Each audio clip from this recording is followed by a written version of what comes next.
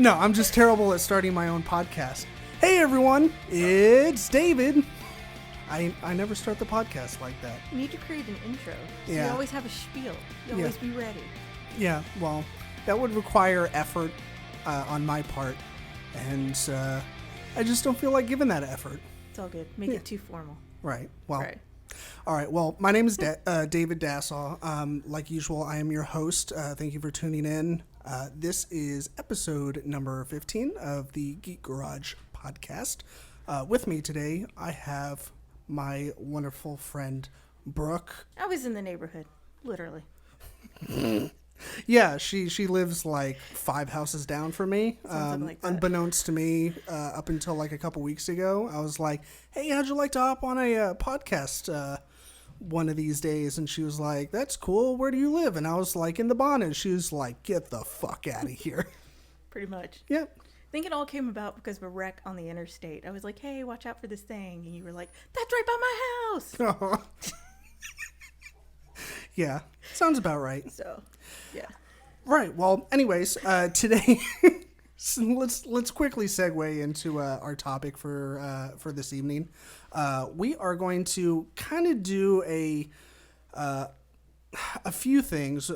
We are going to talk about first the movies of the summer, which ones we liked, which ones we saw and liked, Right. and maybe do a quick top 3 of the ones that we liked. And then we are going to dive into some Marvel stuff. We're going to talk about the Defenders. We're going to talk about our upcoming couple of Marvel movies, which includes Thor, Ragnarok, and Black Panther. And then, of course, next summer we'll see the next Avengers movie, and then a bunch of others after that. So we'll get into that. But first, let us talk about summer movies. Woohoo! Yay! Brooke, how do you want to do this? Do you want to, I wrote down like a bunch of big summer blockbusters. Do you think that it would be necessary for me to list off some of these? We can probably talk about like key ones, like even though I didn't see some of these because I have a budget, you know. Well, you're speaking to the, Right. preaching to the choir here. Yeah, it's the times we live in. Yeah. We can talk a little bit about like the expectations of some of those and how they either exceeded those or failed those. Right. So, yeah, sorry, I just totally okay. lost my train of thought. You can edit that out. Yep. Thankfully. Yay, editing. Yeah. Well, I've got a list right here. Right at the top of it is Guardians of the Galaxy. We can go right into it. Yeah, that was pretty much the first one that I wrote down, and it was the first one that I found when I started doing research on like the big, blockbuster type movies that came out this summer, and I'll go ahead and spoil it. That's part of my top 3. Mine too. Really? Yeah. Awesome. Because Cool. it's one of only 3 I saw this summer. Well, that makes your making your top 3 really easy then. Very, very true. Yeah. So yeah, there was Guardians. You want to talk a little bit about that? It exceeded expectations, to borrow from words earlier. I mean, it was everything we wanted out of a Guardians of the Galaxy sequel. We had a great opening, very fun, very, very fun opening. Right. And I could even go into some of people's theories about Groot and why he does what he does, especially around Drax. Yeah, that's something I think I've come across a few articles on speculating why Groot dances up until the point where Drax looks at him, and then Drax doesn't like dancing. Okay, is that basically it? That's the fan theory, is the reason why, and I know this is probably reading way too much into the character, but it's cute to think, it's a nice little headcanon, to use a fan term, that, Groot knows that Drax doesn't like dancing, so whenever Drax is looking at him, he doesn't dance. Interesting. I guess that makes sense. So, yeah. we made that way too easy, too simple. It's all good. No, I really like the opening sequence. It kind of... It was like, hey, you remember all the shit that you liked from the first one? Well, we're doing it again, but even better. Right. Yeah. In 5 minutes. Yeah, seriously. Yeah. I feel like there were some parts that I felt were a little lacking. Like the overall story was okay. The villain of basically it being his dad. What was his name in the movie? Ego. Yeah. Ego. Yeah. The planet human person. Kurt hybrid. Russell. Yeah. No, he was okay. I mean, he was pretty good in it, but I was like, as far as it being the villain, I was like, eh. But I feel like all of the small problem that I had with that was greatly overshadowed by the overall theme of like family. Yeah. I think that was one of the big things in this movie was, even in the first one was, he was kind of, searching for someone to, belong to. Mm-hmm. And, he found all these, people that were like him, that he started to call his family. They became the Guardians. And then, he kind of wanted to continue his quest for his dad and blah, blah, blah. And ended up realizing that, Yondu was the one who raised him. And, mm-hmm. What is it? He may be your father, but he ain't your daddy. He ain't your daddy. Yeah. I mean, that was a really great theme, and they handled it very well. Of family is a lot of times the people you choose to be around, right, or choose to surround yourself with. Mm-hmm. And I think that goes a long way today because, there's a lot of other good movies about relationships with your parents, your siblings, blah, blah, blah. But it's really good to have a movie every once in a while about the family you choose. Right. Yeah. Yeah. It's, I thought it was, even though it was a point in a superhero movie, I felt like it was very relevant to really at any time that it was kind of a timeless point to make, but especially in our day and age when you could potentially have like friends that could be raised by their grandparents or right, by an aunt and uncle due to mm-hmm, any number of circumstances. Right. So it was very touching to see Marvel go to that extent of showing that, like you said, family is, who, you surround yourself with and not necessarily, your blood family or your blood relatives. Right. So. Yeah, it was really good. It was very enjoyable. We had the same humor from the first movie that we'd come to expect. Some great zingers in there and one-liners. Mm-hmm. I will say I was very disappointed that the whole Mary Poppins thing got ruined for me before I even saw the movie. Well, it's because I think everybody enjoyed that line so much as they just went crazy with it on social media. Just fucking flooded Facebook. Yes. Like, I remember we were very lucky to go see the movie, I think the weekend that it came out.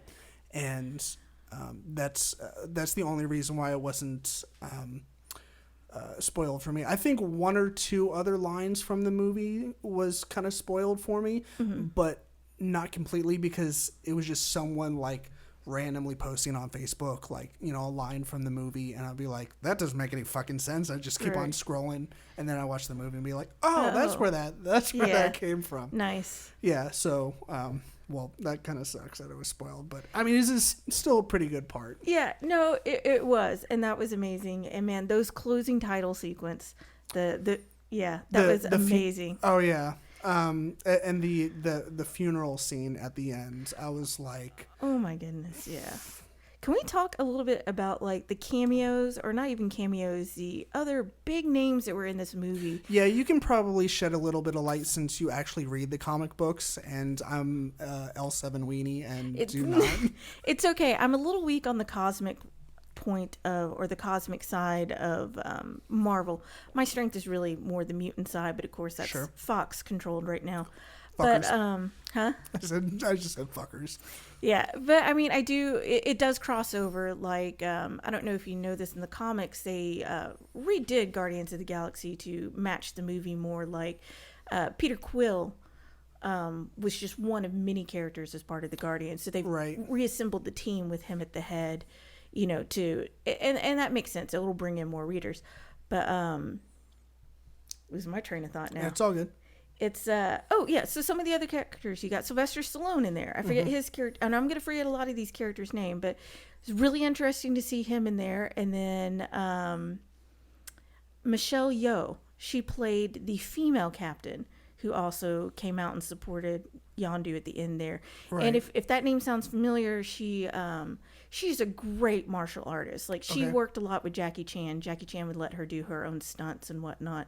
Okay. And a lot of people most likely know her from Crouching Tiger, Hidden Dragon. Okay. She was the love interest of Chow Yun-fat. They're the older characters. Lots of other great movies. Memoirs of a Geisha. A lot of other stuff that she's been in. It was amazing to see her. I love her. I love seeing her in anything. Miley Cyrus did the voice of one of her companions. Really? Yeah, one of the people beside Michelle Yeoh, she did the voice. And then Michael Rosenbaum, if y'all remember him from Smallville, he played Lex Luthor. Okay. And he was also in Sorority Boys, or was it Sorority Girls, where the frat boys disguised themselves as sorority girls because they got kicked out of their house. Why does that movie sound familiar? It sounds familiar, but it's an early 2000s movie, I think. Okay. Like Mean Girls era. Yeah, something like that. He also did the voice of Wally West, the Flash, on Justice League and Justice League Unlimited. You are like a walking IMDb page. Yes, my friends have commented that a lot. I just happen to be... It's not a bad thing. I happen to be a fan of him, so I followed his work for a little while. But he played one of the compatriots of the Sylvester Stallone character. He was the one that looked like he was made out of ice or crystals or whatnot. So we're hoping in the future, like especially in Infinity War coming up, that since Marvel's going super cosmic with it, that a lot of these characters will get brought back in. Yeah. I figured that, you see Sylvester Stallone in the beginning, when he's talking to Yondu, telling him that, he's never going to have, what do they call it? The lights or the fireworks? The fireworks funeral. Let's just call it that. Yeah. Yeah. There's a special term for it, but, right. But then, at the end when they all show up and they all participate in the fireworks celebration, because they heard that, he basically sacrificed himself, that, you see all these different people that you've never seen before, and they each get, a couple seconds of screen time. You see them in their ships. And I got the feeling that was kind of one of Marvel's, like, hat tips to the comic book readers, because it seems like every movie that they put out has a few of those, at least one to the comic book readers, because it's almost like here you go / we're very sorry, because Howard the Duck. Yeah, right. Because like every comic book, can't exactly translate, into a movie, right. word for word, picture for picture. So they have to change up some things, but when they do things like that, I feel like it's kind of a nod to the comic book readers for. Oh yeah, totally. Yeah. Speaking of which, the cutscene there, or not the cutscene, what do you want to call them? Post-credit scenes? Yes. Which one? Because this one had like 7. Adam Warlock. The gold aliens are so upset they create a creature, and she names him Adam. Mm-hmm. I read previously, people had thought Adam Warlock was an Easter egg in the first Guardians movie when they go into the collector's place, right? And they bring in the Infinity Stone. Up in the corner, there was supposedly somebody in like this little cocoon case or whatever, and the theory was everybody thought that was Adam Warlock, and that was how he was going to get brought into the MCU for Infinity War. But no, here we go. He got created by this alien race. Interesting. Yeah, he's instrumental in Infinity War. For good or for bad? You'll see. Okay. Yeah, I got very mixed messages when I did my research on, because that was one that just went completely over my head. Obviously, I haven't read any of the comics, so I was like, who the fuck is this guy? Right. Or coffin or space shuttle pod thing. Right. And I kind of, like I said, some of the stuff that I read, it was like, yeah, he's bad. And then some of the stuff I read was like, no, he's good. And maybe a little bit of both. And it was kind of confusing. I was like, well, I guess I'll just wait for the movie. And yeah, and like you said, it'll be interpreted differently for the movies than it is in the comics. My feeling from the comics was always he was more of like a balance Sure. A balancing thing, like, because one person getting it's gonna tip the scales one way, somebody else getting this stuff tips it the other way, and he comes in and it's kind of like a little bit of a balance in there. But we'll see how they decide to portray him in the MCU and what he'll do in the movies. Awesome. You want to let's switch gears to another movie. Did Sure. you see Alien Covenant? I did not. I am very squeamish against Oopy goopy stuff. I am.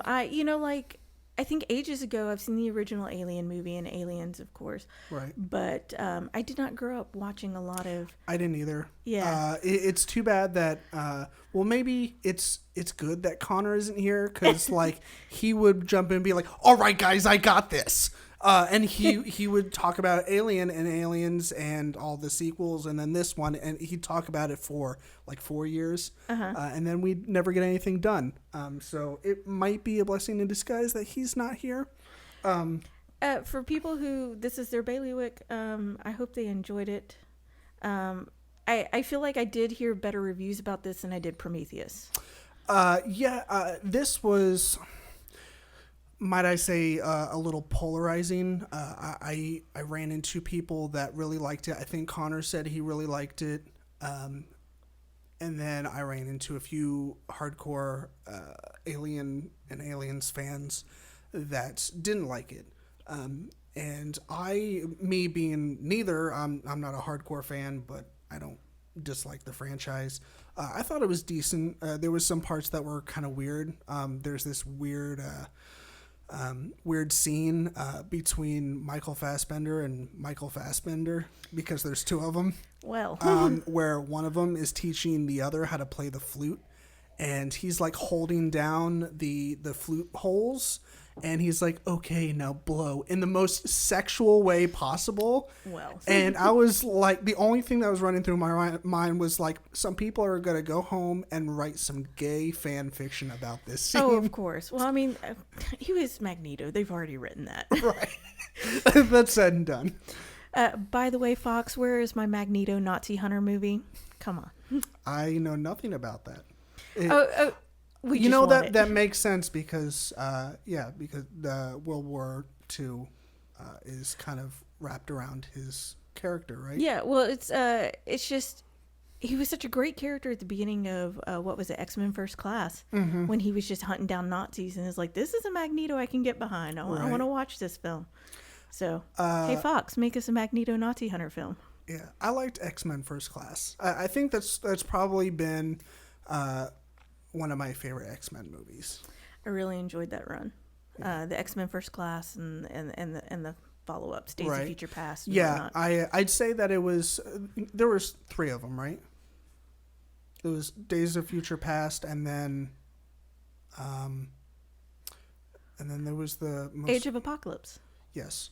I thought for the most part they were a smidge better than the original trilogy. I still enjoyed the original trilogy. It was a little bit more, I guess, quote unquote, family friendly. Yeah. If you want to go that far or classify it that way. But I felt like they were a little bit more fun, and then these were a little bit more serious, but still had, a fun side to them. I feel like the more recent ones have more of a comic book feel to them than the original ones did. The original ones were still trying to do that dark hero movie thing, inspired by the Batman movies and whatnot. And I feel like this one, it feels a little bit brighter. It feels a little bit more like comics.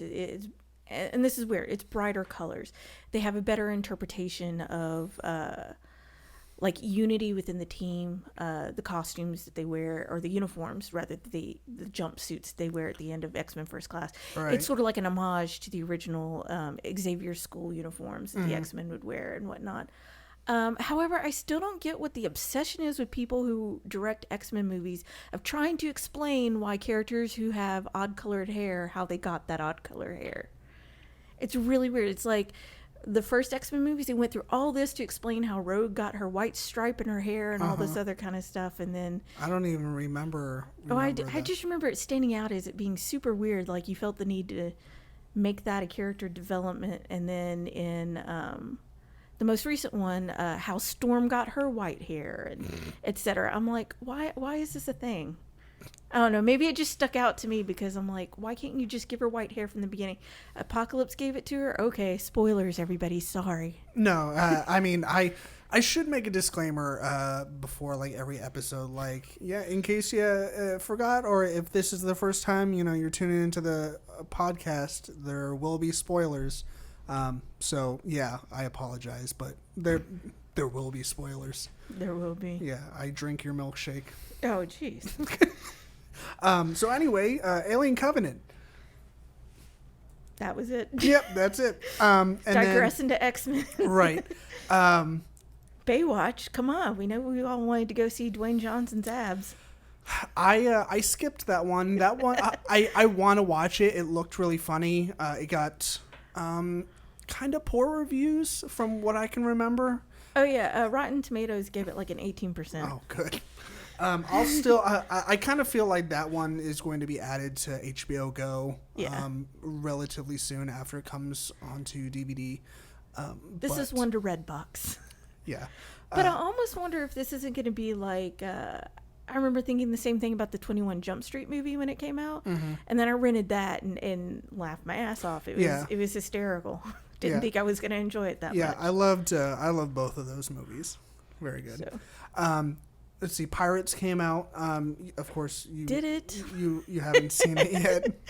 Yeah, because I couldn't even remember if it came out. I'm in Disney World going, did that Pirates movie ever come out? I don't remember. Don't know. Granted, that's totally fine because you were in fucking Disney World. Yes. And your mind should be in no other headspace except for, holy shit, I'm in Disney World and this is the best time of my life. Yeah, mine was eat all the food at the Food and Wine Festival. Yes. And then at the Magic Kingdom, I was like, holy crap, I'm here for Mickey's Not So Scary Halloween. And it was amazing.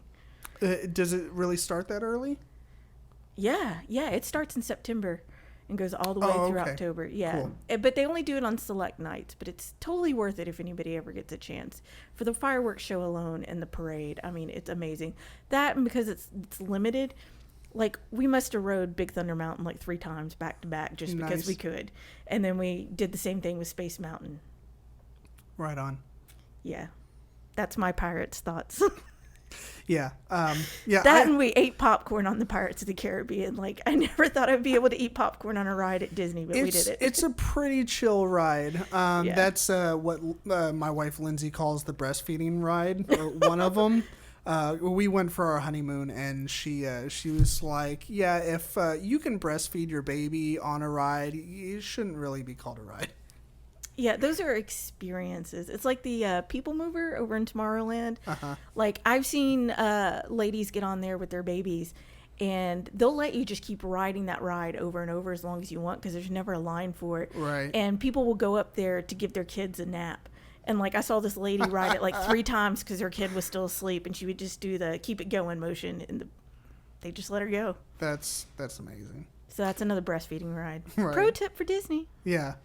Wonder Woman. Yeah, let's talk a little bit about Wonder Woman and how fucking fantastic. A lot about this movie. Right. This was so good.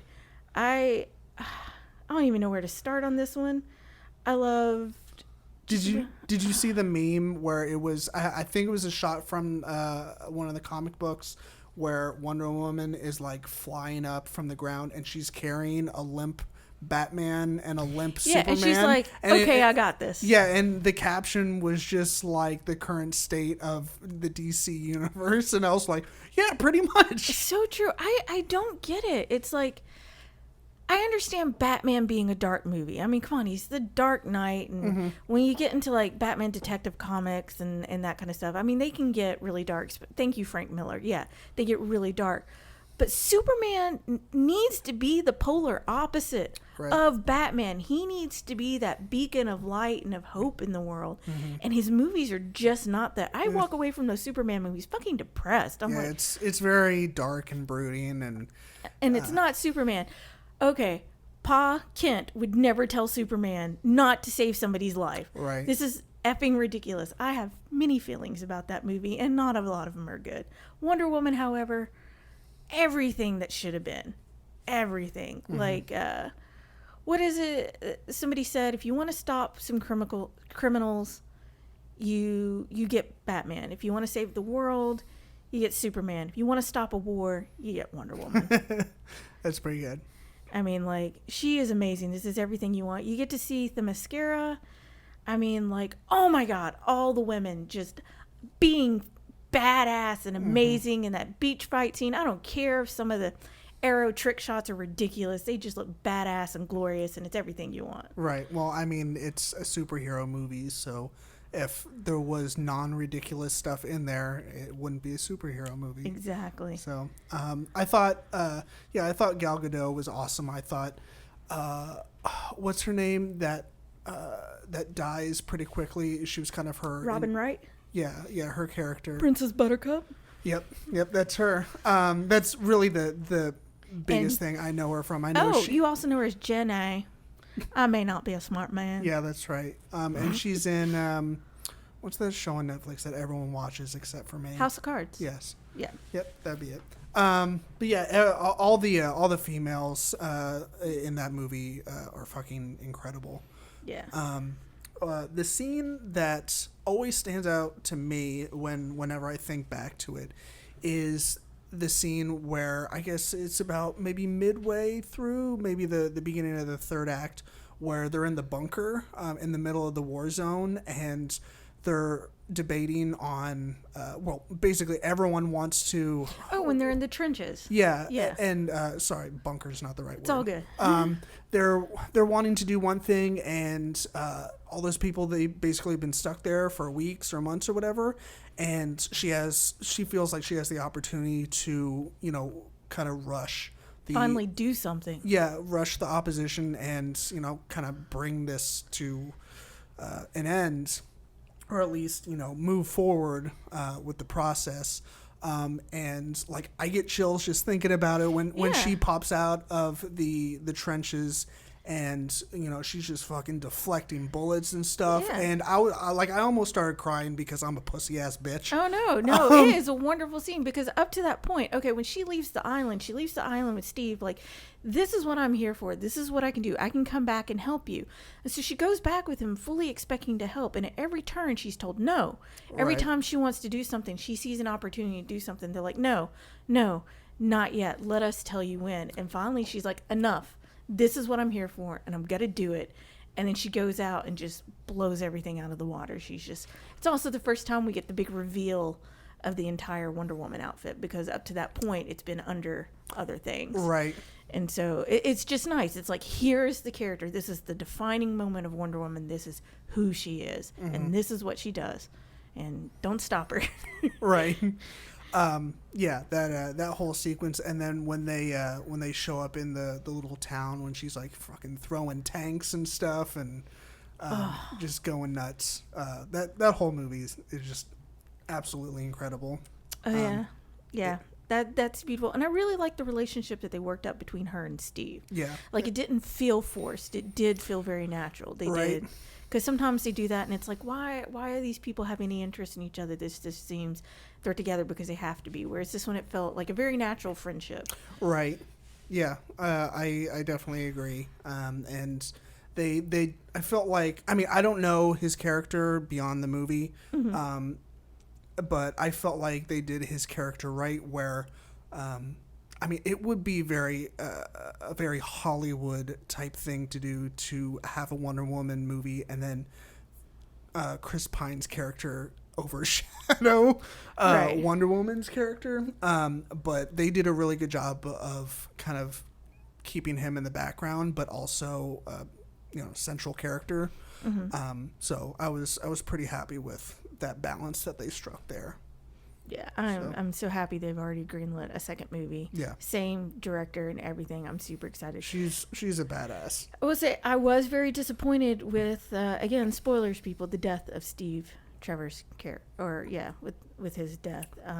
Right. I understand why they did it. I think maybe they wanted to open up her to the possibility of for the DC Universe movies, maybe a possible romance between her and Batman. I could see them totally doing that. Mm-hmm. Plus, he'd have to age out anyways. Right. So here's the question. Do we know if the sequel will take place in between the first movie and what's going on right now, or is it going to take place Present day? Yeah, present day, or I guess we don't really know. I have no idea. I'm actually a little bit more concerned of whether or not this Batman film's gonna end up happening. I am like one of those clown blow up balloon dolls things that has the weight in the at the bottom where you punch it and it goes down and then it comes back up. That's me with DC movies. Like I'm like, all right, that one sucked, but the next one's gonna be good. Like I refuse to give up hope that. I hope so. I really liked Batfleck. I really liked him. I thought he did a good job. Yeah, I think, I mean, and that's coming from someone that liked Christian Bale as Batman. Like, I know a lot of people had problems with him and the way he portrayed Batman, and especially the voice. I didn't mind any of that. Right. But I thought Ben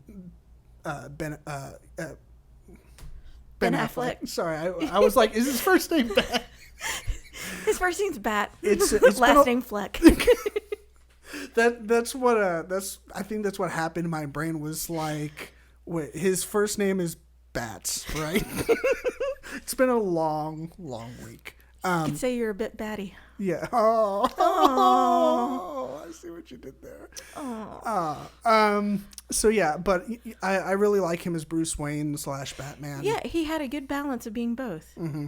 I also think that aesthetically, he looks a lot like Bruce Wayne in some of the very limited amount of comic book reading that I've done with Batman. And especially like the animated series, like because in the animated series, if I recall correctly, he's kind of built like really like has a lot of upper body strength. Yeah, and that was something that Christian Bale kind of lacked. He wasn't lanky, but he was more trim. Yeah, he wasn't. He didn't have the upper body physique that. Well, I think you also got to remember somewhere in between his Bat films. Is that when he was also doing the Terminator movies? So I think he had to slim down for that too. Okay. I can't remember. Did he do The Machinist before or after The Dark Knight? Because he had to drop a lot of weight for that. Machinist. That's the one where he's an insomniac. I don't know if I ever saw that. Saw that one. That might have been in between Dark Knight and Dark Knight Rises. I can't remember. Maybe, but yeah, I can't remember. He lost a ridiculous. Like he said, he would eat like a baked potato every day, and that was about it. Yeah, he is like skin and bones in that. So. Wow. Well, okay. Well, but Wonder Woman. Right. Wonder Woman. Fantastic. Can punch a tank and throw a tank at you. So great. I read an article, and this will be the last thing that I have to say about the movie. I read an article shortly after the movie came out, and it was like it was very clickbaity, but I'm glad that I read it because I wouldn't have caught on to this if I didn't. But it was like the one thing that you most likely missed from Wonder Woman, and I was like, okay, I'll bite. And I read it, and it was basically how there was no gratuitous body shots. Right. There was no like close-ups of the boobs or like the sexualization of they didn't put her in ridiculous characters. Poses just to be here's our lead actress half naked. Here you go. Yeah, and it even pointed out more things like that I didn't notice, where she does like superhero landings and whatever, and like her thighs jiggle. Yes, like thighs are supposed to jiggle no matter how skinny. I think I read that same article. Yeah, because I remember the thigh jiggle comment, because there's such a thing in Hollywood about women can't have any cellulite. Like everything's got to be firm and taut. So when she lands and she actually has body parts that like move. Yeah, that is how it's supposed to be. The person who designed the costume also said she went out of her way to talking about the outfits that they wear. Like some people be like, oh, they're all running around skimpy. She wanted to go in a way that reflected, if you had an island full of women, what would they wear? Like it no longer becomes about trying to get societal approval and whatnot. It's like, what do we feel comfortable in? And being a warrior nation, what can we move in? What can we fight in? Right. And it very much has that very Roman Greco, influence. For sure.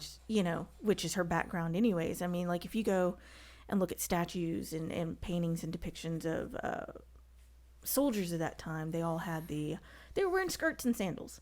So I love that. Like, they had that freeform movement, but it wasn't like deep cut cleavage and like, and no, here's butt shots or that impossible pose that they keep trying to make Black Widow do in the MCU posters and trailers of here's my butt and my boobs at the same time. Right. Like, you can't see me, I'm turning to try to do it, but it is like not a comfortable natural move whatsoever. Right. Yeah. No, I get that. Yeah. So let's see. Did you see Spider-Man? Like 4 times. Okay. I saw it twice. Me and Lindsay went to go see it, and then I took my brother to go see it. He has cerebral palsy.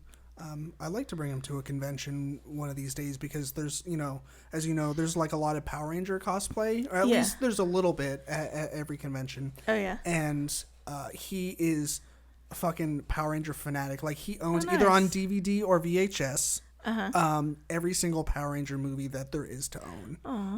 Like me and him, and then my youngest brother Josh, we all grew up watching Power Rangers, and Ben would be in his wheelchair and he'd be like waving his arms and stuff, and then me and Josh would be like, play fighting and stuff while we were watching it.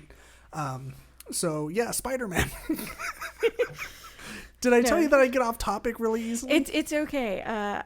Spider-Man was amazing. Like, I saw it, loved it, and then went out of town to go visit a friend, and they were hosting me, putting me up, and I knew they would love Spider-Man. I was like, have you seen this movie? They were like, no. And I was like, I'm taking you to see this movie right now because it's so good and you would love it. And then my husband wanted to see it again, so we went and saw it again, and it's just like, there's not a lot to complain about this movie. It has a great soundtrack. Like, every time I watch that movie, I find myself like rocking out in the theater. Like, especially, just so good. Did they release an official soundtrack for it? Not like movie score? I mean, that's a great question for the Google machine. Right. Let me do that. But yeah, I totally agree. It was the old school, like 70s and 80s punk rock, like the Ramones. Oh yeah. That was like totally unexpected, but absolutely amazing. The way it was thrown in. Oh, come on. Using a New York punk band about a movie set in New York couldn't be a better mashup. Right. Yeah, I thought it was great.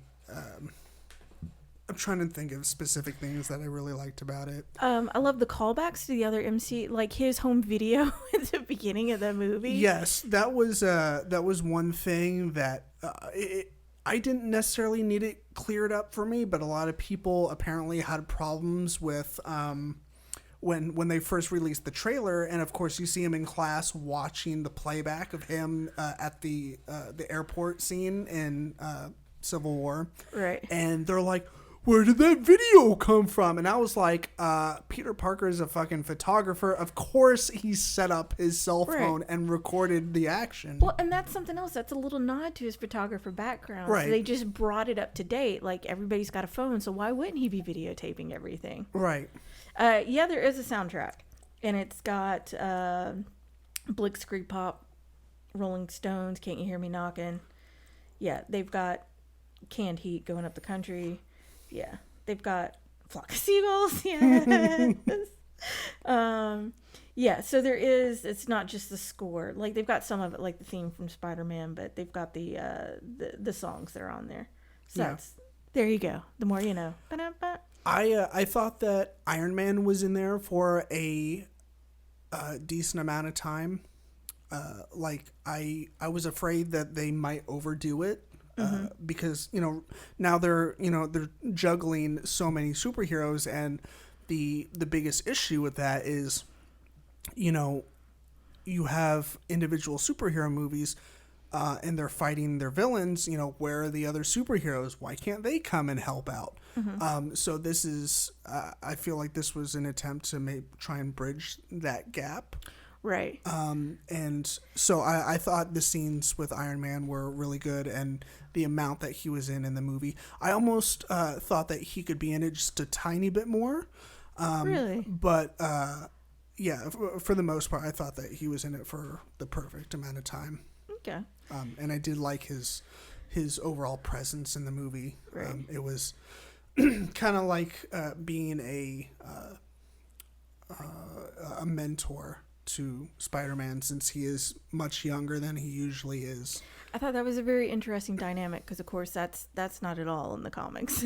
Right. I'm waiting on.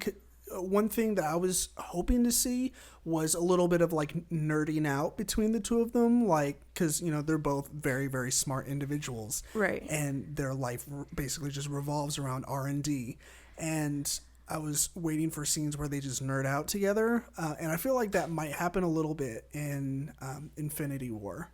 Yeah, and I think we got a little bit more of that in Civil War. When Tony goes and gets Peter, right? They do spend a little bit of time in his apartment doing some tech talk. Yeah. And I feel like they got that. But yeah, I could see that, and I think them not doing that in this also just shows more of Tony's self-absorption of why he's not focusing, because you got to have Peter feeling like he's being ignored, and if they had that kind of bond and got to geek out over that kind of stuff, maybe you wouldn't feel that separation as much. Right. And he needed to feel that to build up to his anger. You want to talk about Michael Keaton and how fucking awesome he was? He was amazing. The whole beginning scene with him and his company being ousted from cleaning up after the aftermath of the first Avengers movie, right. And then him and his team basically just stealing all the alien equipment and making lemonade out of lemons, right. And then here he comes in and fucking ceiling, and he's got like these badass wings, and I was just like, holy shit. I love the interpretation of the Vulture costume, like the flight jacket with the furred ruffle. Yeah, they evoked that like an aviator. Yep, and then the clawed feet to carry the equipment, because how else would he carry the equipment? Right. I also thought it was great how they incorporated both Shockers in this movie. Yes. Like, how many other can you say that they've had both of the same character in there? So I thought that was very well handled. I love the little Easter eggs to the other characters. You had, what is it? Donald Glover? Yes. And that was a surprise, nice surprise for me. I didn't know that he was going to be in there. So when I saw him, I was like, hey, it's Donald Glover.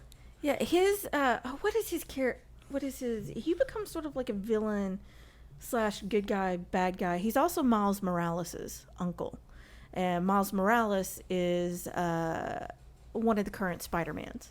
Oh, okay. He's the one that's half Latino, half black. Okay. And fucking awesome Spider-Man costume design on Miles Morales. But the Danny Glover character is it Danny or Donald? Donald. Sorry. I keep saying Danny Glover, and I'm like, it's Danny Lethal Glover Weapon. It's Lethal Weapon now. Yeah, he's also a black man, but he's much, much older. And too old for this shit. Right? Yeah, he is too old for this shit. But I mean, that was a nice throwaway. That was a link to Miles Morales, and I can't remember. Man, I can't remember if it's like the Prowler or the Hunter. And some nerd, some geek out there is gatekeeping out there right now, and is like, well, it's all right. No one listens to this podcast. Oh, I mean, if you went and like told your husband and like a few people that you were on here, then we might get like a few more listeners. But yeah, it was the Prowler. Okay, so I did have it right. Cool. And I love his interaction with Spider-Man. Of like, hey, you need to get better at this, not like coming down on him, but just like, hey man, you need to. And I love that my favorite thing about this movie at all is we have Peter Parker as an actual teenager. It's not we get him as a teenager for 15, 20 minutes for the origin story, and then boom, he's in college. This is Peter trying to figure shit out. This is him, being awkward and being like, oh man, it's literally, I gotta save the world. I can't let Aunt May know, and the prom's tomorrow, It's like, yeah, he's like juggling real life, like superhero duties, and he's juggling them with like I'm a teenager and I'm going to the prom and I got Spanish quiz tomorrow and blah blah blah. So yeah, I thought that was fun. It was like the Spider-Man that everyone's been waiting for like a decade and a half. Yes, and I love how he is your neighborhood Spider-Man. Like, he stops to give a little old lady directions. Right, And yeah, that whole montage of him, like... Is this your bicycle? You're right. Yeah, that, and helps the old lady, and you know, he's... doing all kinds of other shit. Yeah, and then again, another, you know, Spider-Man figuring his shit out is the ATM robbery. Mm-hmm. You see him walk in there, and he's like trying out different poses of how he wants to reveal himself to there. Like, this is him deciding he's going to be a smartass with the criminals. Right. Wait, you guys aren't the Avengers. Right. Yeah. So that was, oh man, and maybe I was slow on the uptake, but I did not see the reveal coming. I didn't see it either. Vulture being the dad. I don't think a lot of people did. When we went to go see it, one of my friends, she caught it when he pulls up to the house in his car.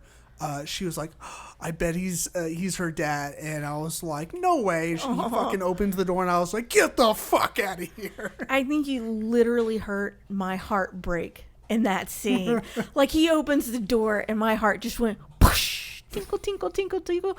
And like for the next like 15 minutes, I was like super anxiety for Peter. I was just like clutching, like sometimes I get too empathetic, like I'm clutching the seats and I'm like, I'm not gonna cry because I'm so worried for him and I feel so bad for him and I'm like, this motherfucker's gonna kill a teenager. Oh my god. Yeah, no, he was, Michael Keaton played a great villain.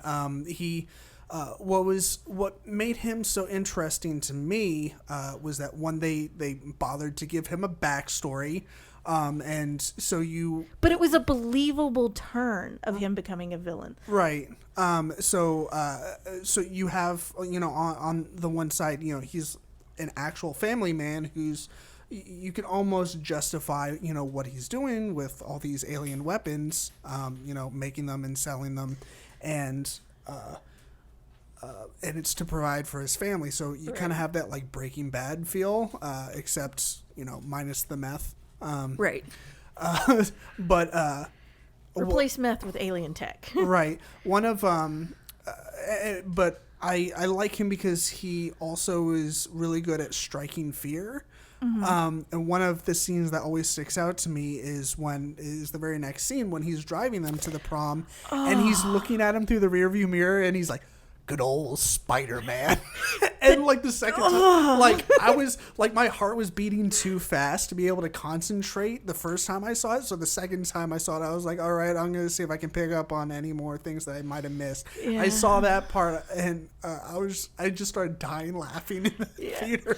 The tension in that scene is just so beautiful. Like I was worried with anxiety, but again, after repeat, it's just such a beautiful build up to the drop off right in front of the school. Right. Oh my God. Oh. Yeah. Michael Keaton does such an amazing job because he's just so menacing, and in the next moment he's like that loving father of. Yeah, he is really an underrated actor. Did you like Birdman? Did you see Birdman? I did not see that one. You should see it because it's amazing. Not just because of his performance, but because of everyone's performance in that movie. I've heard that. And it's also beautifully shot, and the way it's shot, I don't know if you heard the fact that there's only like 6 total shots in the movie because it instead of cutting, you know, in between, you know, going from scene to scene, when there's stage movement when they're walking around, the camera actually follows them from, you know, place to place inside the theater.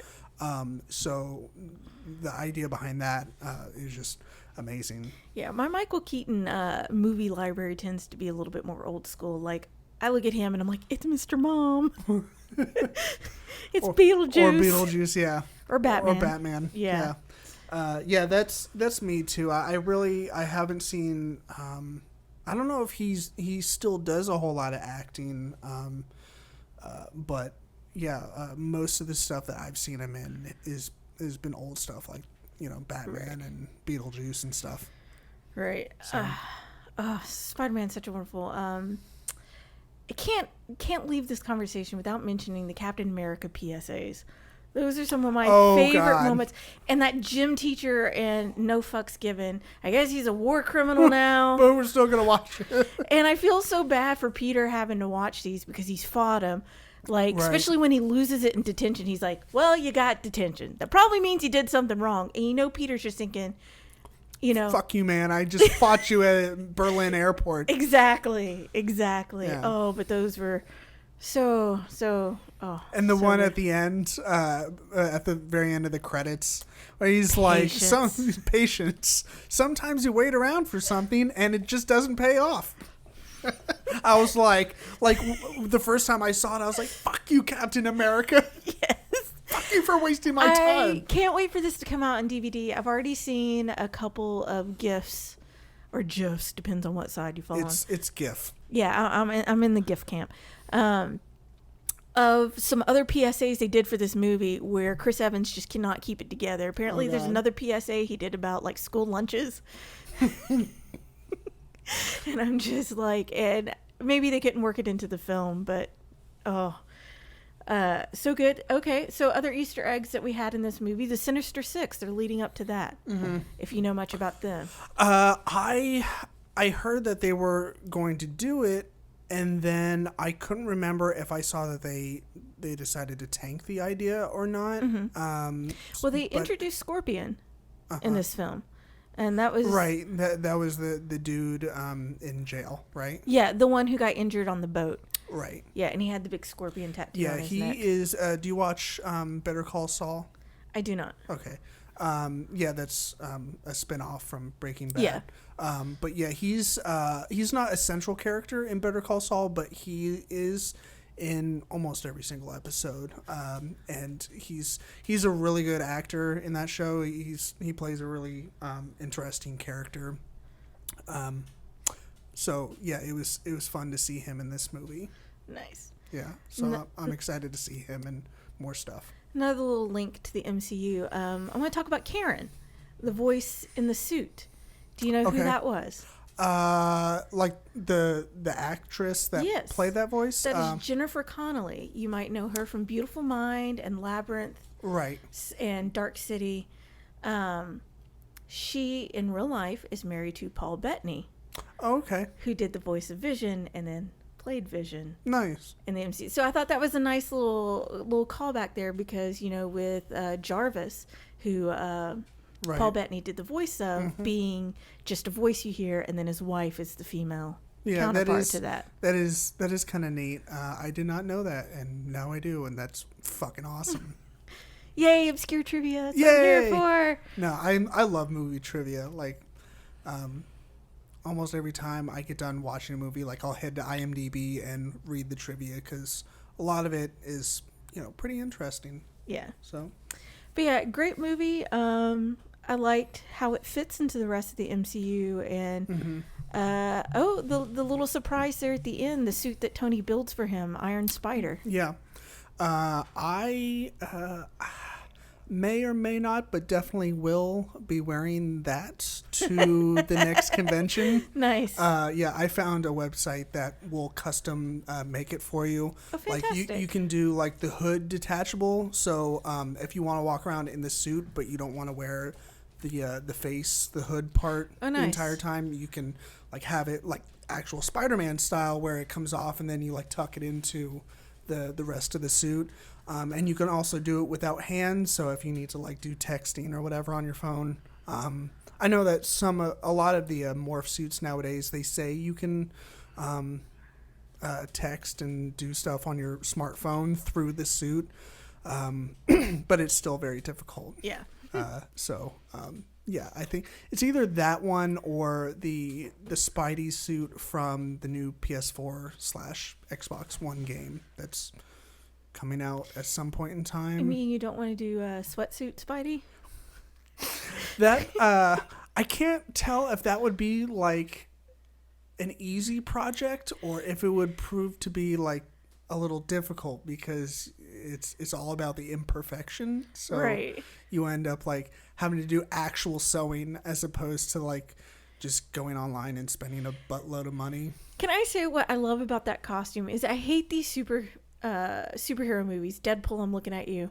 I love that movie, but this one part of superhero movies where you've got these, all of a sudden you have incredible powers, so now you need an outfit. Okay, I've been sewing a long time. I would be hard pressed to make a lot of those outfits just because how professional, how nice. How does this nobody who's never sewn a damn thing in their life make these fantastic costumes? Again, looking at you, Deadpool. Whereas you have Spidey, who's like, I got some sweatpants and some socks and a hoodie that I cut the arms off of. That makes sense. That makes sense. And at least they explain it as Tony made the outfit for him, and that's why it looks so nice. And a little my pet peeve there. It's all good. We all have our little things about. I didn't even really think about that. I just kind of assumed that. I mean, Deadpool and what's the actual Wade Wilson? He has those weird quirks. He is ridiculous enough to pull it off. So I kind of like he's. According to the movie and like memes and stuff, he's into weird shit like unicorns and Hello Kitty. He's a Hufflepuff. No, yeah, seriously, that's canon in the comic books. He is a Hufflepuff. Right? Yeah, I just recently read that, and I told Lindsay because she's a Hufflepuff too, and I was like, that's kind of shocking, but at the same time, like makes sense. Right. But anyways, it seemed like that would be like sewing would kind of be in his wheelhouse just randomly. Right. Because why not? Right. But then again, I didn't really put a whole lot of thought into it. So, so do you want to do top threes? I mean, mine are basically were there any others? There was The Mummy. Yeah, I mean, there's plenty of other ones. There's It Comes at Night, Cars 3, The Mummy, like you said, Baby Driver. That one got rave reviews from critics and peer reviews. Well, I mean, it's Edgar Wright. And and I didn't get a chance to see it. Haven't seen it either. I've still yet to see any of the Despicable Me movies. And I have watched like half of the first one. And I just can't stand the Minions. Like people go ape shit over the Minions. I can't take it. War for the Planet of the Apes. I will admit, I am interested in seeing this. I need to go back and see the entire reboot of this series because I've heard very great things of it. It's one of those things that's been on my list forever. Haven't gone around to it. Mm-hmm. Dunkirk. I almost hated this movie because it seemed like every time I did go to the movies, I got a Dunkirk trailer. I was like, I'm tired of seeing the same trailer. And I mean, like, I was seeing that trailer for like a year. Right. Like even last Christmas I was seeing that. Oh yeah, the trailer for it was around for a solid year before the movie came out.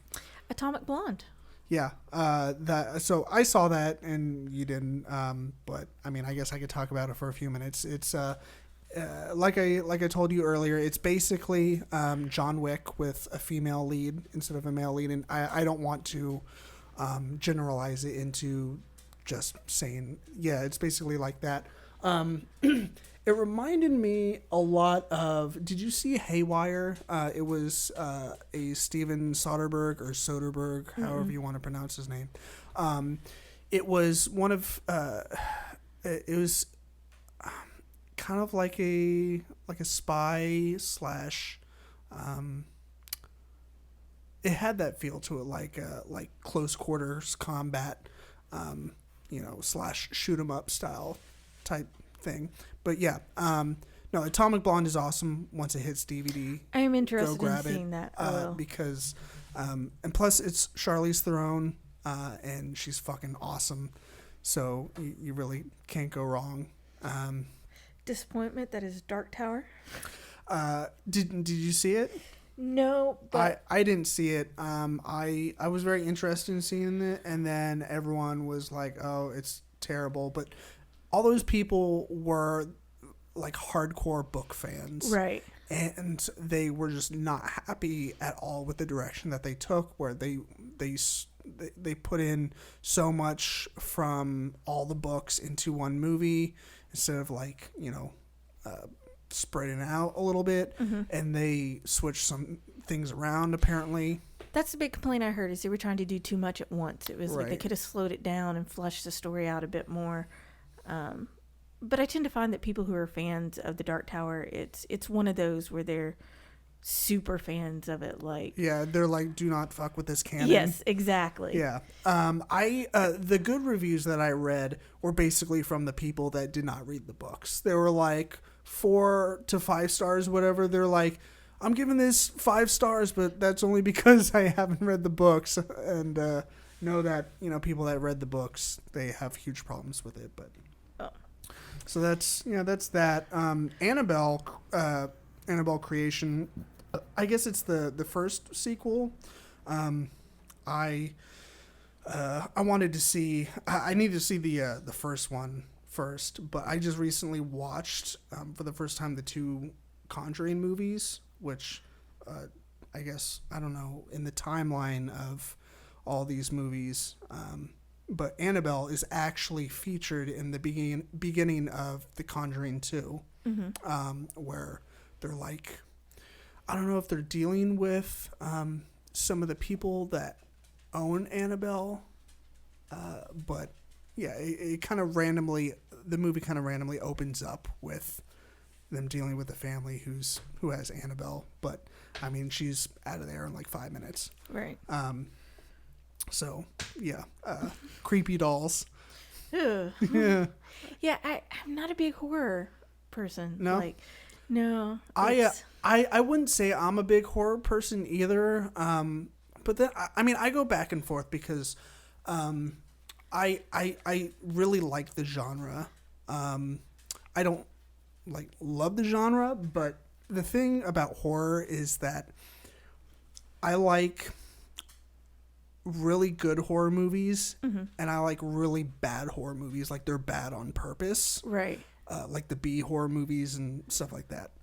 It's the stuff, or the garbage and shit in the middle, like the reboots and the sequels and stuff. Like The Ring, like not the original I love, but the new one, I guess it was The Ring 3, or I think it was just called Rings. It looked like it was directed by whoever did the Final Destination movies. It was just, I was like, come on, guys. Aww. Like, put forth a little bit of effort, or maybe like put that effort into doing something else, maybe, and just leave this series alone. Right. But yeah, that's me on horror movies. Is I mean, I enjoy the genre. I'm always up for a really good horror movie. Something that has a good balance of practical effects and special effects, and then a really good story. Something that's actually going to scare the shit out of me instead of like just jump scares. Right. Like, I just saw the new It, and was blown away. Oh, good. Yeah, I mean, it took me long enough to see it, but I've heard a lot of good things about it. Yeah. They like how they're stretching it out, that it's going to be a 2-parter, that they're putting more meat to it. They say it's not as scary, but there's more meat to it. For me, with horror movies, I think it comes down to that too empathetic thing that, and this is how wimpy I am at horror movies. Okay, my freshman year in college, living in the dorms, I think Scream came on TV. I watched that by myself and scared the shit out of myself. Like, that is a dumb movie by a lot of standards, but it scared me, and I think it's because of that opening scene with Drew Barrymore. I'm like, that's something that actually could happen to somebody, and that's what gets me with those films. So, like, I mean, like, I can watch the original Nightmare on Elm Street. I've seen that, and I'm fine with that. Sometimes the gore does get in the way, but as somebody who's done a lot of makeup and costuming, those effects are amazing, and I can totally appreciate it. I love Tucker and Dale versus Evil. That's the kind of horror film I can get behind. Right. But that was also sort of turning the genre up on end, like, or you know, whatnot, where it's that typical creepy cabin, and everybody thinks these 2 dudes are the bad guys, but they're really just trying to help everybody out. Or Shaun of the Dead. Yeah, I did see that one. And that's one of my favorites. Yeah, well, I mean, come on, it's Simon Pegg and right. and all of them. That's lots of fun. Nick, what's his face? Nick Frost. Yeah, Nick Frost. And Bill Nighy and right. Lots of good. I love that movie because of its the sequence that he uses in a lot of his movies, like the quick cuts, like take call, go to mom's, kill Phil, sorry yes. Phil. Yes. Go to the pub and wait for all of this to blow over. Right. Yeah, that shit cracks me up every time. And I love how, Martin Freeman has a tendency to turn up in the Simon Pegg movies, and he always ends up being an asshole or a bad guy in every single one. Right. And I love that, just that nice little touch. Yeah. So, do we want to delve into MCU? Yeah, let's do that. This is my wheelhouse. Yeah. High fives all around. So I guess we'll start with the Defenders. Sure, since that was a summer release, it's a great segue. Yeah, that is a wonderful segue. Do you want to start off? Do you want me to start? Doesn't matter. Go ahead. Okay. So the Defenders, in my opinion, was okay. It wasn't anything fantastic. It wasn't garbage. But it did leave me wanting a little bit more out of the series. Yep. One area that I really liked about the series was that was the dynamic between all the characters. How it seemed like each character got alone time with other characters, right. Or at least the dynamics that they pushed was Iron Fist and Luke Cage, which makes sense because their superpowers basically Heroes strength. Fire, yeah. And then Jessica Jones and Daredevil, which they basically have like functional strength. Right. Like Jessica Jones, they really haven't let on to... She has fortitude out the ass. Right. Very determined. Yeah. And I feel like, and you're right, Daredevil has the same thing. Yeah. So I really like how they explored that dynamic between those four characters and them paired off. Like, how they would be paired off kind of throughout the series. They'd be off doing stuff. And but yeah, I really enjoyed that. The action scenes, the very few that we got, I thought were well done. Yeah, thank God they got the choreographer from Daredevil and not the Iron Fist choreographer. Thank you, Jesus. Talk about a disappointment of somebody who's supposed to be a phenomenal martial artist, and then the action sequences we got were like, what? I know. Like, the most memorable action and choreographed sequences from Iron Fist that I can recall are Iron Fist isn't even in them.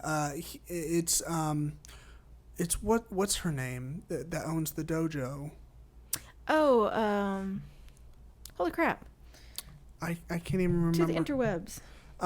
Forgetting her name too. I keep wanting to say Claire, and I'm like, no, that's the nurse. Yeah, the scene that that sticks out in my head is when she decides to go try and earn money for her dojo by going to the octagon fights, right. And how she just whoops that giant dude's ass. Mm-hmm. I was like, yeah, girl power. For me, one of the fight scenes that stands out is when he goes to China and goes after the hand, and he fights a guy at the door before he can even get in the warehouse, and the guy has a drunken fighting style. Was this the Defenders or Iron Fist? Oh, that was in Iron Fist. Okay. Yeah, I'm trying to remember that. That's the one. Colleen Wing. That's who you're right. thinking of. Yeah. But yeah, he's a throwaway character, kind of, but I felt like that was one of the better choreographies. Like, maybe that guy actually has studied drunken style. Mm-hmm. And so could bring that a bit more. I really felt like what's his name? The actor who played Iron Fist, Finn Jones. Yeah. Just didn't come off as a martial artist to me. He seemed like, I'm cool at doing poses, and that's about it. And when it came to action sequences, not so much. Back to Defenders, though, it certainly had its moments. Mm-hmm. There were some, like you said, beautiful character moments between people, like, between Luke Cage and Johnny when they've got him tied to the chair. Right. And he's like, so you got punched by a dragon, huh? Just little things like that. It's like Luke is like, this is ridiculous, but at least I'm trying. I'm trying to find a way to connect with you. And, right. But then they made choices in the series that seemed out of the blue, like killing off Sigourney Weaver's character, super early. All that build up. But Matt Murdock, he's not Daredevil anymore, and apparently everybody's treating him being Daredevil like he is an alcoholic, Right. It would have made more sense if maybe at the end of Daredevil 2, when he has that reveal to Karen, maybe they could have put something else in there, like, this is who I was. I don't need to be this anymore. Right. I wanted you to know, but I'm giving this up. But no, it's just all of a sudden in this, it's like, wait, when did he decide to not be Daredevil? Why did he decide to do this? Like, if they would have expanded on that, but just no, it was like, here, accept it, move on with your life. It's like, okay. That just seemed out of character. Mm-hmm. And they didn't give it a plausible lead-in to it. Sigourney Weaver was amazing. She was amazing. I wanted more of her. I was reading a little bit about on the interwebs about her character throughout the show, and a few Easter eggs about her character that kind of alludes to, like, you know, her age, exactly how long she's been around, and like that little tidbit that I actually picked up on where she called Istanbul Constantinople, and I was you sang the song in your head, didn't you? Yeah, well, I don't know if it was the song, but it was definitely like the I mean, I know what song you're talking about, but I mean, it like immediate flashback to like grade school and middle school where it felt like they just shoved that down your throat. They're like, Istanbul, or is it Istanbul or Turkey? Istanbul was Constantinople. Yeah. They're like, Istanbul. But it is in Turkey. Yeah. They're like, it used to be Constantinople. And maybe it was this song too. Yeah. But, yeah, I was like, oh, she called it Constantinople, so she must be really fucking old. Yeah. So that was neat. But like I said, I was kind of disappointed that they killed off her character. And I didn't like, I didn't really like the whole black sky thing. Yeah, because he never really explained it. What the fuck is the black sky supposed to do? Yeah, like, I mean, I feel like I had a problem with that being the main villain, bad guy, whatever. It feels like a MacGuffin. Yeah, exactly. And if, like you said, if we got a little bit of backstory, like why the black sky is essential for the hand, you know, the origin, blah, blah, blah, whatever. Just a little bit of backstory would have made that whole thing in the series a little bit better, a little bit easier to swallow. And I just, like, when it all ended with, you know, Daredevil and Elektra basically like fighting to the death, and then they were just like, I'm so tired of Elektra. Right, yeah, she's just worn out. I was like, I don't care about this relationship anymore. I don't care about the romantic tension. I barely cared about it in Daredevil 2. Right, yeah, I was counting the minutes until Punisher shows up. Right. I was like, I need more Punisher in my life, and then they announced the actual Punisher show, and I was like, fucking rock on. Right. Yeah. But yeah, those were some of my problems with the show was that, and then the pacing kind of like, I think it was a good idea to have 8 episodes because they obviously didn't have a lot of content to put out there, right. So they limited to 8 episodes, so that was good. But I thought the pacing was a little off. Like there would be like there really nothing really happened really up until like the end of the 3rd episode when Danny Rand goes into the office. The office where Sigourney Weaver's character is, and they basically have to all fight their way out because right. all 4 of them find their way there, and they have to fight their way out, and it like immediately brought me back to like the choreography of Daredevil. Yeah, like the hallway scenes and stuff where they had to use the stairwell. Yeah, oh yeah, that, and like all the close quarters combat that they had to do, or that Daredevil had to do.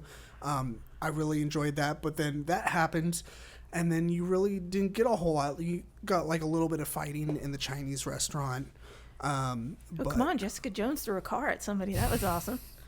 That was awesome. And I did like the. It was another head nod to the Can She Fly when they're all climbing out of the elevator in the last episode, and all of a sudden she's like at the very top, and they're like, how the fuck did she get up there? Yeah. And she's like, I don't know how I got up there. I guess I just climb really good. or maybe I fly. Yeah, no, just one of those things. Yeah. I will say I am glad that they finally elaborated on all the different fingers, so to say, of the hand. Because that was one of the things that upset me so much in Iron Fist is all of a sudden we're introduced to these two different factions in the hand. And you're like, why? Why are there different factions? Are they rivals? Do they have different goals? Do they have different reasonings for how they're supposed to accomplish whatever the hand's supposed to do? They gave you none of that. You were just supposed to know all those things that you just listed. That sounds like all that was going on. Like they all were kind of, pitted against each other instead of like working as a team. Right. Well, I mean, if they finally brought it together of, in this they answered that. I feel like they could have done a better job of building that up. I mean, you had 4 or 5 different characters here. And you have 5 members of the hand. Why didn't you slowly introduce one of them with each of the characters in their own series? Right. That just seemed more logical to me. I know with Daredevil they wanted to get straight into like the Elektra stuff, but I mean there again you did have the hand, and I guess the hand really wouldn't have fit in Jessica Jones and Luke Cage, but right. I feel like maybe they missed out on that opportunity of at least hinting at it, like somebody working in the background being a part of it. True. That's just me. I mean, no, that's very valid. I was a little surprised that we did not see Kingpin at all. I love him. Anytime he shows up, he is amazing. He's fucking terrifying. That's what he is. He is amazing though. Vincent D'Onofrio playing the Kingpin is incredible. And what I liked about him in the first season of Daredevil and the second season too was just like Michael Keaton as Vulture is you're almost even more with him. You're just very sympathetic to him, despite how fucking evil he is. It just with all the flashbacks to when he was a kid and right. Was he abused? Is that what happened? I think so. His father abused him and beat him. Right. Oh yeah, that's right. And what he killed his father, right? Yes. He like hit him over the head with something. I think his father went after his mother and he killed him in retaliation. Yeah, trying to protect her. That's exactly what happened. Yeah, so that's, I think... he is just brutal, and I think that's what's so unnerving, because he has this presentation of being this businessman. Like, look at Lex Luthor. When he does his villainy, he's not very brutal about it. It's always like a machine, scientific, businesslike, or something. Lex doesn't really get his hands dirty, so to say. Kingpin has no problem bashing your head in with a fucking car door. Right, like he doesn't need lackeys. He doesn't need henchmen. Oh, he'll do it himself. Right, yeah, he has no problem getting his hands dirty. And you'd almost rather let a lackey just put a bullet in your brain. I mean, rather than have him take you down. Yeah, just have your face smashed into something hard. Yeah. Yeah. Or just him beat your face in. Oh, my goodness. Yeah. So, what else about the Defenders? Any other points that you want to touch on? I don't like Karen. I don't care. I don't care about her. Karen. She was much more interesting in Daredevil. As doing her own thing. She's. Oh, the blonde. She started out as their receptionist, basically. Yeah. Okay. Yeah. Yeah. I don't mind her. I mean, I liked her transition between working for them and then going to write for the newspaper. So that was kind of neat, but I think she's appropriately sprinkled into the show in both the Defenders and Daredevil. Right. I just feel like they brought her in to obviously be a love interest for Daredevil, but then they were like, no, we got to do the Elektra storyline. And she just very much got sidelined in that aspect, but they're still trying to upplay it, and it's like I don't buy into it when he's still moaning and bitching about Elektra. I think is my thing, because even in this they try to play on that a little bit with them going out to lunch and them trying to build like he confides in her and all this stuff, but it's like I just don't buy it because of his idiocy about Elektra. Right. I don't like Elektra either. Yeah. It's played out. I love Claire. I'm glad Claire was there. Yeah, she's like the nurse to the stars. Oh, and Misty Knight getting her arm, like, oh my goodness. That was fucking crazy. I was like, whoa, did that just happen? It did, but I mean, we thought that was going to happen in the Luke Cage series because in the comics, she does have a robotic arm. Yeah. And so when they did all that at the end of Luke Cage, we were like, is she going to end up losing that arm? Or when we see her again, is it going to be a robotic bionic arm? And no, here it is. And it was just like, whoa. Yeah, that was pretty crazy. Oh, I like Misty Knight. I want, what is it? Is it Heroes for Hire where it's like Colleen, Misty Knight, and Claire doing their own thing, and they're badass. Yeah, I wouldn't mind seeing that. That would be pretty cool. That's me. All right. Well, we talked a little bit about that. You want to transition to our last segment, which is just speculating about the new stuff that we're going to see soon. I'm so excited for Thor Ragnarok. Yes. I am so sad that I haven't seen any trailers in the movie theater for it yet. You haven't? I have not in the movie theater. Like I've seen it on TV or whatnot. First you got to go to the movies. True, I do need to go more. But I mean, like with as many times as I saw Spider-Man: Homecoming, I finally got a Black Panther trailer for it on the big screen, and that was ooh, chills. I don't think I've seen a big screen Black Panther preview yet. I'm waiting for it. I got it when I was down in Atlanta, but I think that's just because that's a bigger market. Yeah, that makes sense. Yeah. No, I'm super excited for Thor and Black Panther. I'm excited for African Americans for Black Panther. Yes. Because just like Wonder Woman and, good representation for women and little girls, to have representation in movies, it's very important. We've all established this.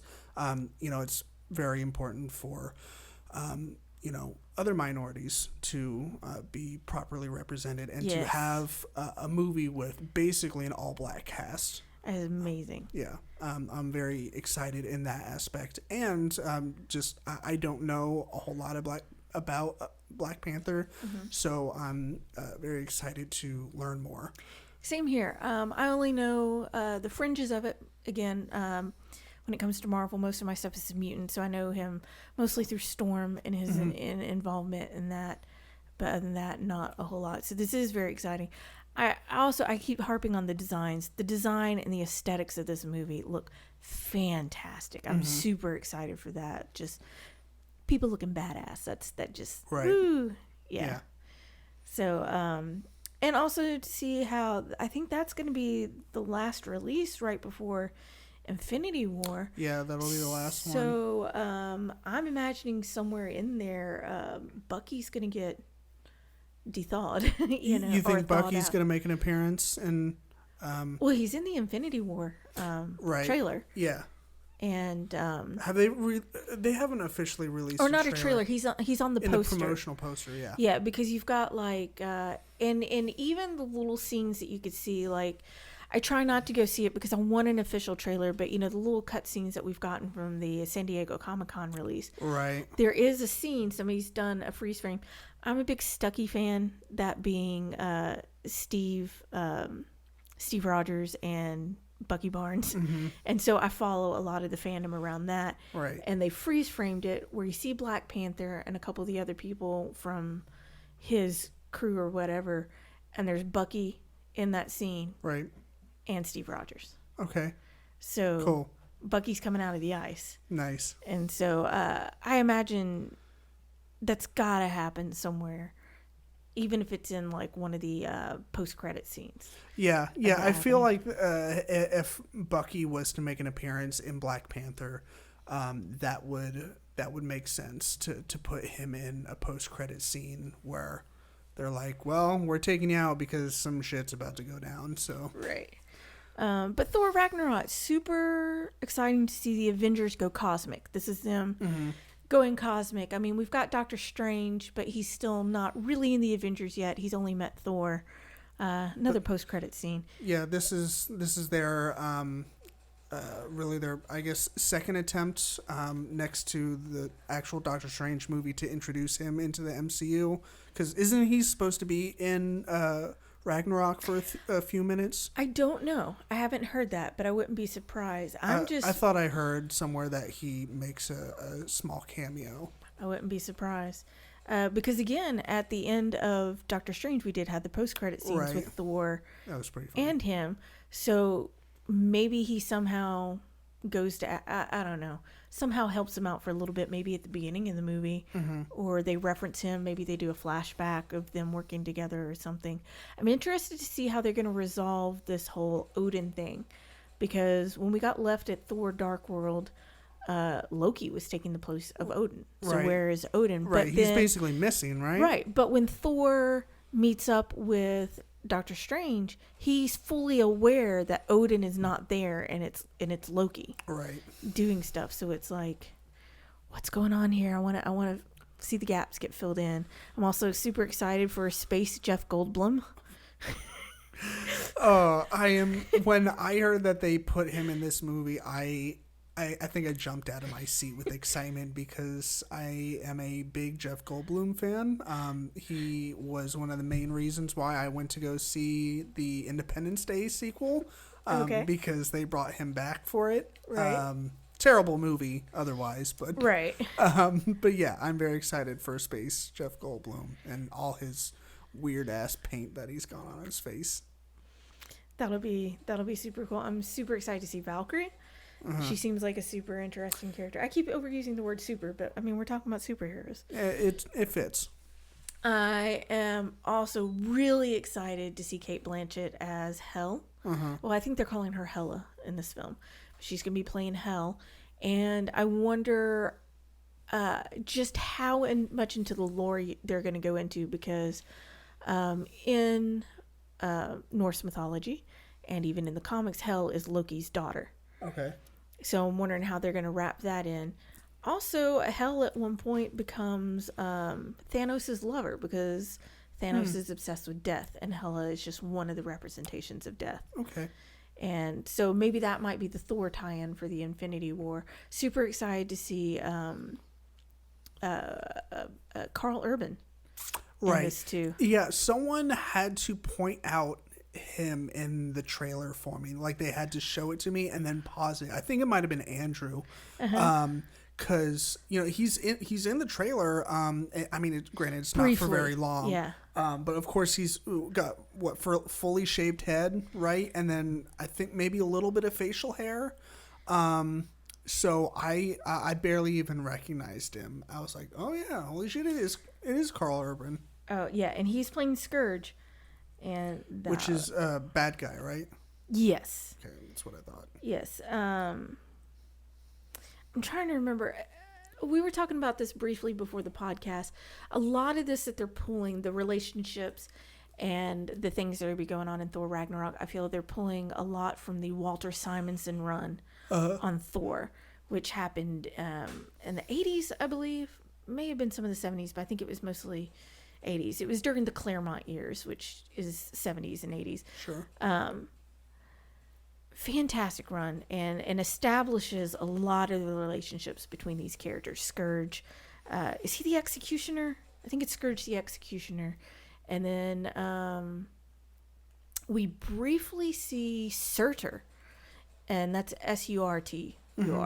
I have problems saying that because of my southern accent, but he's a big deal. Like, he forges a sword to basically battle and bring about the fall of Asgard, and that was the first time in the Thor run that you had a fall of Odin. Odin died fighting Surtur, and afterwards Balder the Brave becomes the ruler of Asgard and all this stuff, and Thor goes on this big soul journey because my father's dead, and it just establishes his relationship between Hel and all this stuff. I know I'm going wild out in there, but if people who want some more background info, go look up Walter Simonson's run on Thor, and you'll get prepped for this. Right on. Super, super exciting. It looks super 80s. Yeah. With all the neon colors. Yeah. I love that about all the promotional material, that choice. And I guess it would make sense if you were saying that they're pulling a lot of source material from the run that took place in the 80s. Holy crap. Clancy Brown is providing the voice of Surtur. I do not know who that is. I can picture him. The last thing I watched him in was that crappy Sleepy Hollow TV series. He played the sheriff that died. Oh yeah, I don't think I'm trying to think of what else that. Clancy Brown's been in. He's done a lot of voice work too. Okay. But you'd know him if you saw him. Probably, yeah. Yeah. So super excited for Thor Ragnarok, which is going to lead us into Black Panther, Avengers Infinity War. Then we're going to get Ant-Man and the Wasp. Then Captain Marvel. Super excited about that. Another female superhero movie. Yep. About time, Marvel. I know.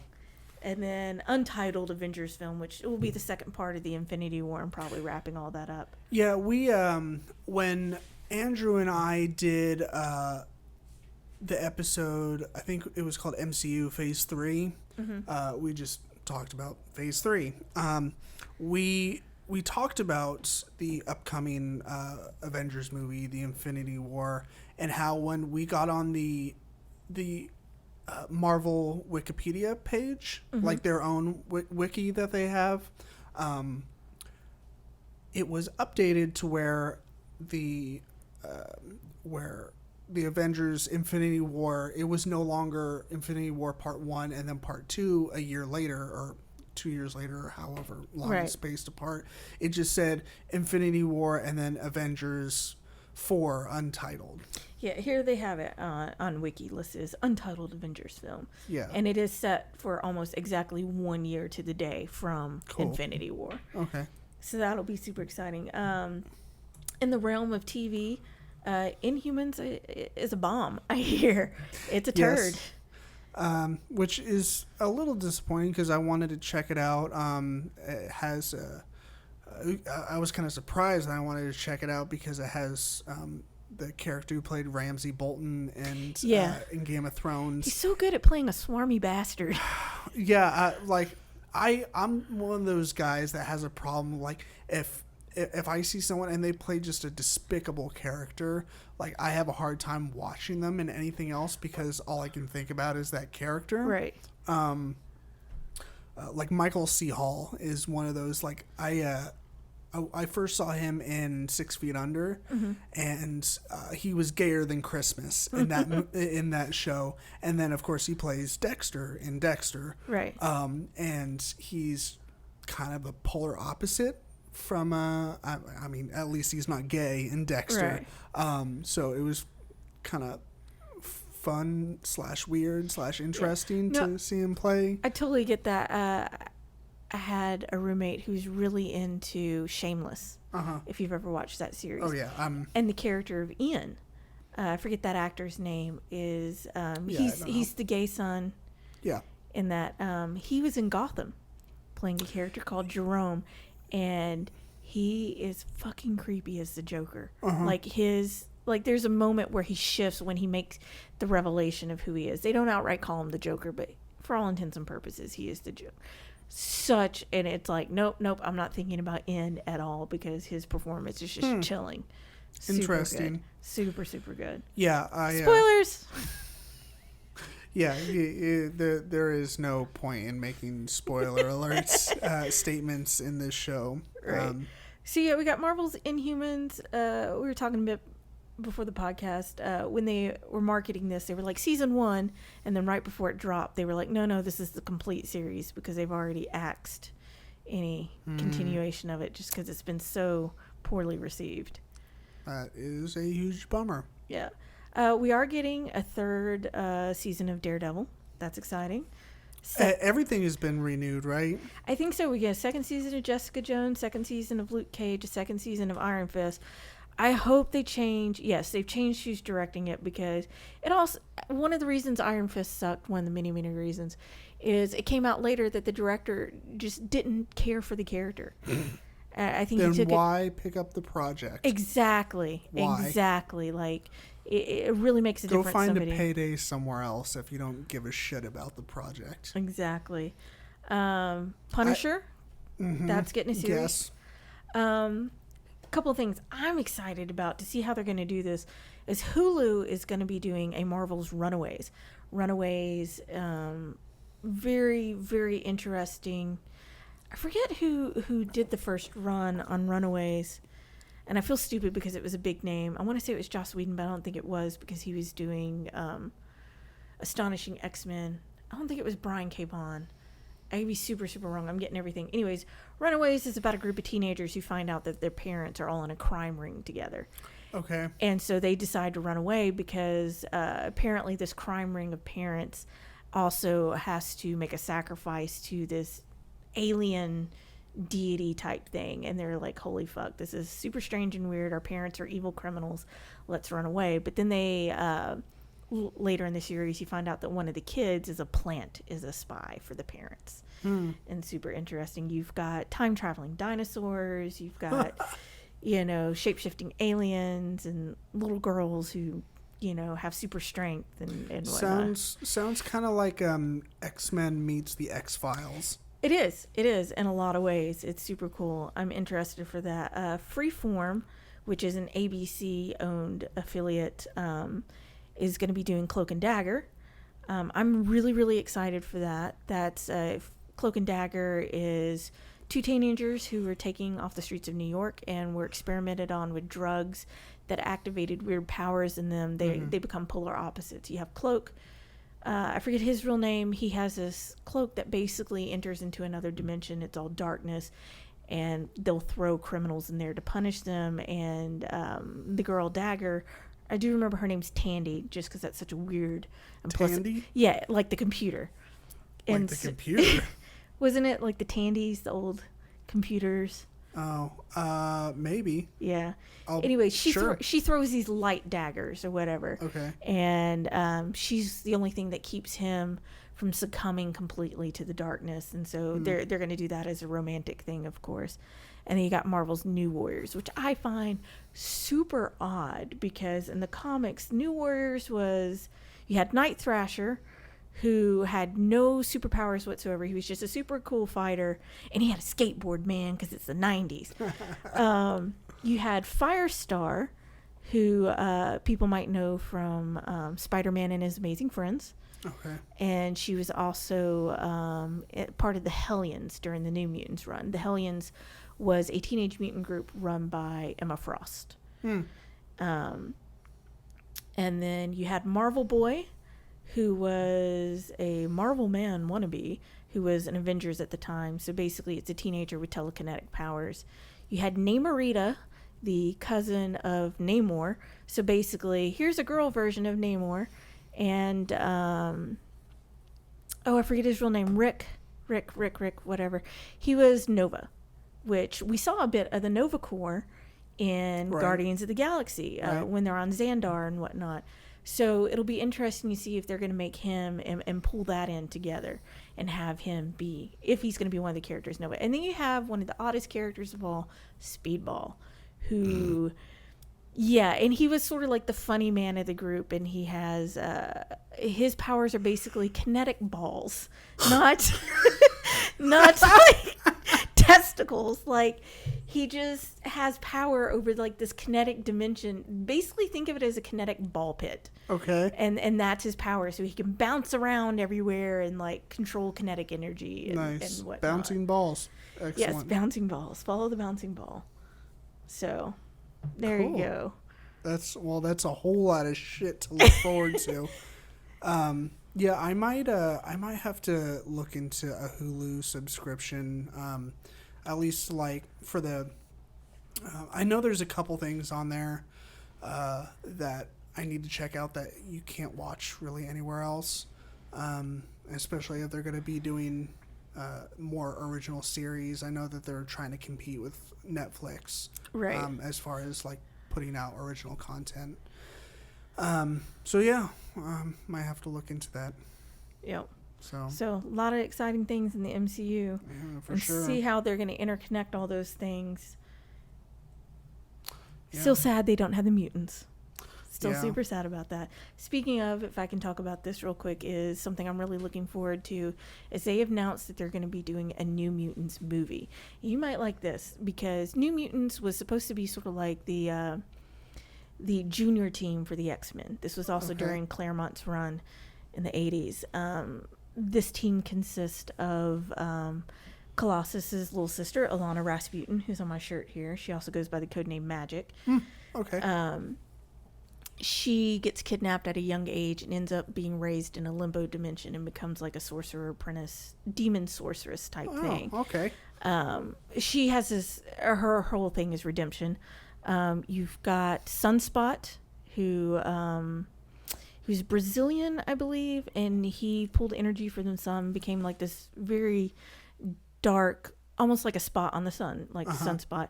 You had Sam Guthrie from good old Kentucky, who went by the codename Cannonball, who can just blast his way into anything, like literally like a cannonball. He just starts blasting, and he's non-vulnerable when blasting, as he always says.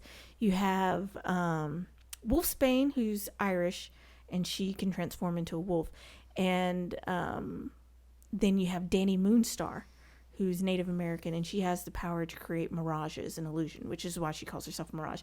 Basically, she can pull from your brain the thing you most want or the thing you most fear, and she can make an illusion of it. Okay. And they are actually going to be making this film as a horror film. Really? Which leads me to believe that they're probably going to do the Dream Bear Hunters, which is a storyline in which you find out Danny's parents were killed by this bear, and it's been haunting her nightmares ever since. But you actually find out it's this entity that's been feeding off of her and pulls the entire team into her mind, and it's this completely surreal mental landscape that it just terrorizes them on. Okay. So I'm super excited to see that. Maisie Williams has been pulled to play Wolfsbane. Nice. Maisie Williams, Arya Stark. Yeah, Game of Thrones. Yeah, so that's super, super exciting. I really like her. She's amazing. So even though that's not MCU, it's still Marvel in my heart, and I'm super looking forward to that. New Mutants is one of my favorite teams. Did you, and this isn't Marvel either or MCU, but did you read or hear about them, HBO, doing a Watchmen series? I did not. Yeah. That's interesting. I'm pretty sure it's set in stone. I also heard that a couple of friends at work today that read comic books, that they're doing a sequel to Watchmen, like an actual comic book sequel. So is the series going to be the sequel? Or are they making a movie sequel? I think the sequel, as in the comic book form, that's going to be an actual sequel to the original Watchmen comic book. Graphic novel, whatever. Right. And then what Alan HBO, Moore's going to hate it because he hates everything. Right. And then what HBO picked up, I believe, is just like either a limited series or an original series that will, I believe, be a different interpretation from the movie that came out whenever that was. 2009. Yeah. Good memory. That was a very, very monumental year for me. Sorry. Yeah. Okay. Yeah, that was got out of a relationship where I'd been cheated on. It was also when I met my husband. Okay. And silver lining. Yeah, I mean, like a bunch of things happened at the beginning of the year. Got broken up with because cheating on. A month later, it was my best friend's birthday, and we went and saw The Watchmen. So that's why I remember that year. And then later that summer, I met my husband. So. Big blue penis. Oh, jeez. And the most awkward sex scene in a movie ever for me. Yeah. Like, that was so cringeworthy. I was just like, it's like, okay, yeah, they're getting it on. Why is this scene still going? We get the, oh. Yeah. No, that movie, it's, I like it, but it's really long. Yeah. It's like, isn't it almost like 3 hours? It's got to be at least 2.5 hours, maybe. And maybe that's longer. Cutting out a lot of stuff from the graphic novel. Yeah. I mean, like, we didn't get anything about the pirate that gets marooned and the newspaper stand guy and the little kid that's always hanging around. Like, they briefly alluded to them, but we don't get their whole side arc Right. thing. Super, yeah. Right. Well, we've covered a lot of shit in under 2 hours, an hour and 45 minutes to be exact. So, yeah. But once again, thank you so much for coming on and helping me talk about all these wonderful things that we have to look forward to. I love talking Marvel. Yeah. So anytime you want to talk Marvel, I'm here. I'm your girl. Yeah, we. I know we've briefly discussed other episodes that we like to do. We like to get Dylan in here again and do some tabletop games, some role playing games. I know he loves just any kind of analog gaming that you can think of. He's a big gamer. I don't know if Andrew and Connor are too, but at the very least, we need to get Dylan in here. Well, they're big video gamers, at least. Right. So yeah, we have that, and then I mean, we're all nerds, so I mean, the possibilities are endless. So, and you, for the time being, you live right around the corner, which is very convenient. I'm in the neighborhood. Yes. But yeah, thank you so much for coming on again. Like always, you can find us on the internets. You can find us on Two Player Media on Facebook. Sorry, I got your back. No, there. It's another brain fart. No, I mean you could look up 2 Player Media. We could plug them, but we really haven't done anything with 2 Player Media in a long time. That's your hint to do some more stuff. Yeah. Andrew and Connor, get your shit together. I'm just kidding. They have their shit together. They're just doing adulting stuff. Adulting is needed. Yeah. But no, as far as Geek Garage goes, you can find us online at geekgaragepodcast.com. You can also follow us on all the social media sites. We're on Facebook. We're on Twitter. We're on Instagram.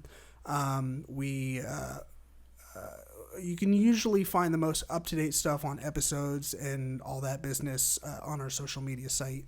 And then, of course, we did open a store a few months ago where you can go and buy stuff with our logo on it. You can buy shirts, jackets, Swag. hoodies, bags, all kinds of different shit, like mugs. Almost seems like you need to go to a convention and have a table and sell some of this stuff and bring attention. I wanted to do that for a KaiCon, nice. And it's just that's when Erin's birthday is, my daughter. So it was. Yeah, I remember the Akai when she was born.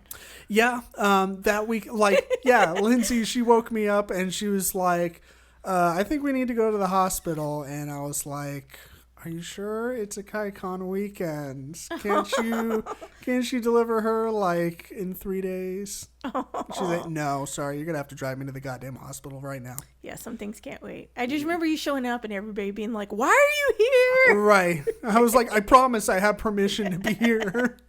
Yeah. On that note, thank you very much for listening. If you have hung on this long, I owe you a high five and an ice cream cone.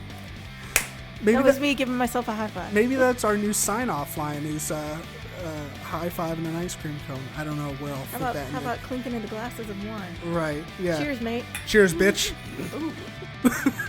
All right, well, thank you for tuning in. We will see you on the flippity flop.